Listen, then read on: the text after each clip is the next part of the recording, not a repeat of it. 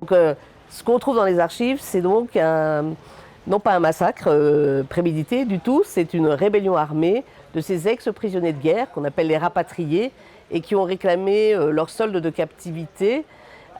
Et c'était considéré comme des revendications illégitimes.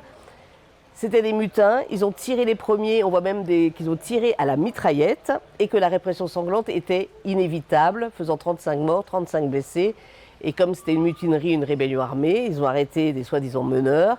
Et il y a eu donc une condamnation de 34 hommes de 1 an à 10 ans de prison pour ces faits voilà, de rébellion armée. Donc ça, c'est ce que nous trouvons donc dans les archives consultables en France, mais y compris aussi à Dakar. Mais au final, quand on interroge un petit peu les sources, qu'on met les rapports des officiers, qu'on les compare, etc., et puis qu'on se dit, bah, tiens, c'est bizarre parce qu'il y a des archives qu'on ne voit pas, comme par exemple les droits de ces ex-prisonniers de guerre quand ils sont revenus à la caserne de Thiaroye. Enfin, il y a des zones d'ombre quand même qui sont assez épaisses. Donc moi, j'ai interrogé ces zones d'ombre.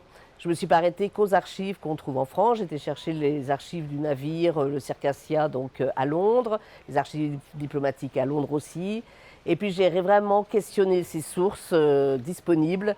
Et en fait, c'est là où j'ai pu, c'est en 2014, ça fait quand même déjà 10 ans, que j'ai pu dire officiellement, mais attention, ce n'est pas une rébellion armée, il n'y a jamais eu de mutinerie. C'est en fait des revendications légitimes d'hommes qui avaient fait donc la guerre, qui avaient été faits prisonniers par les Allemands. Ils étaient venus défendre la France contre le péril nazi. Ils ont donc réclamé ce qu'on appelle les rappels de sol. C'était un droit dont ils, voilà, comme tout ancien prisonnier de guerre. Et les officiers, au lieu de les payer, au lieu de leur, voilà, de leur permettre, au lieu de reconnaître leurs droits en tout cas, ils ont donc, les ont rassemblés le 1er décembre au matin et ils ont encerclé le camp de Thiaroye avec les tirailleurs du service d'ordre et ils ont fait venir des automitrailleuses et une fois qu'ils ont été rassemblés, il y a eu un ordre de tir et donc ils ont assassiné ces tirailleurs sénégalais, ex-prisonniers de guerre. Et après, ce qui en est suivi, ça a été une hécatombe. Il y a eu non pas 35 morts, mais sans doute peut-être 10 fois plus.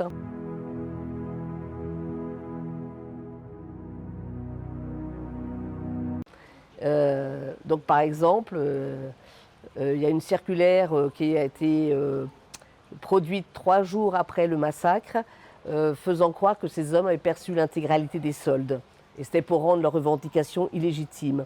Ce que j'ai découvert aussi, c'est par exemple, ils ont diminué le nombre de rapatriés. Alors ils étaient 1600 à 1700 et en fait dans les archives, on voit que c'est 1300. Donc pour moi, il en manque à peu près 400. Moi, j'ai été piégée par une archive où on dit que 400 de ces hommes ont refusé de monter à l'escale de Casablanca, alors que tout ça, c'est ça aussi un mensonge pour camoufler le nombre enfin pour baisser le nombre de rapatriés et camoufler donc le nombre de victimes qui ne sont... Les victimes n'ont jamais été enterrées dans les tombes du cimetière militaire de Thiaroye. Elles ont été jetées dans des fosses communes et elles le sont toujours. Les victimes sont toujours dans des fosses communes. Donc ces points, bon, c'est reconnu, mais pas encore complètement. Enfin, moi je dis aussi que c'est un massacre prémédité, puisque quand on dit dans un rapport que ils vont réduire les rebelles, ça veut dire que c'est une opération de tir qui était programmée. Ce n'est pas à 9h30 le matin du 1er décembre que la vie les officiers ont vu leur vie en danger. Ils n'ont pas eu jamais leur vie en danger. Et donc, ce n'est pas à 9h30 qu'ils ont été obligés de prendre les armes pour se protéger des soi-disant mutins. Donc, c'est tout ça que j'ai mis au jour.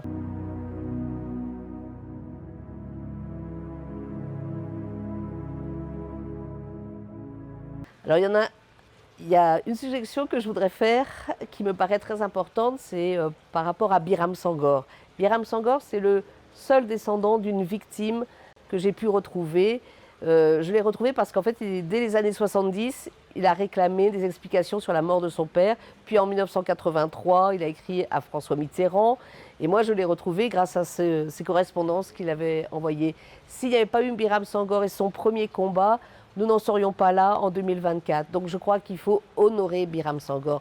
Je suggère vraiment que l'État sénégalais lui rende un hommage avec l'ordre du Lion, par exemple, parce que je pense que ça, c'est très important, parce qu'il faut honorer le combat qu'il a mené tout seul et avec grande difficulté. Et en plus, il n'était pas du tout entendu. Donc ça, c'est une première chose. Après, je crois qu'il y a des choses que le Sénégal ne peut pas faire. Par exemple, il ne peut pas demander le procès en révision pour innocenter les condamnés. Ça, c'est la France qui peut le faire. Par contre, il peut procéder à l'exhumation des corps. Que ça soit, il y a des fosses communes, on le sait, au cimetière militaire de Thiaroye, et il y a aussi des fosses communes qui sont à l'endroit de l'ancien camp.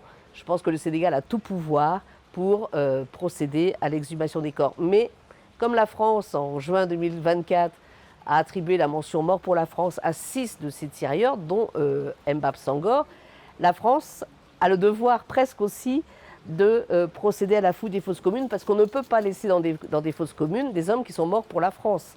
Donc en fait, mais la France doit demander dans ces cas-là l'accord du Sénégal pour procéder à la fouille des fosses communes, exhumation des corps et recherche ADN pour que Biram Sangor puisse offrir une sépulture digne à son père, une sépulture individuelle.